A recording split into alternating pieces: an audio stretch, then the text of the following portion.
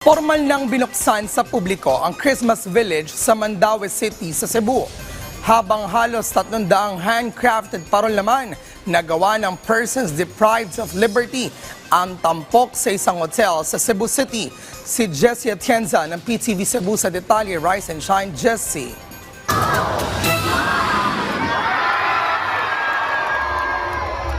Ito ang maningning na pagpapailaw ng Christmas tree sa Mandaue City.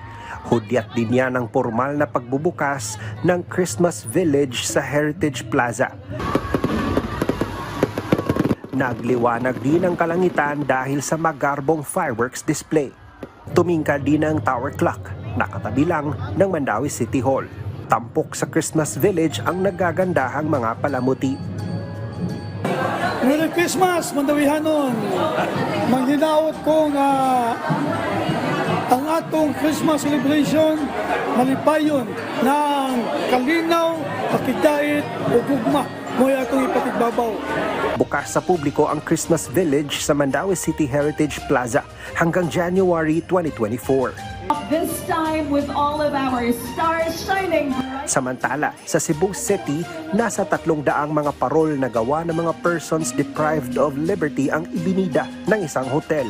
Ayon sa pamunuan ng hotel, taon-taon na nilang kasama ang mga PDL sa Christmas celebration.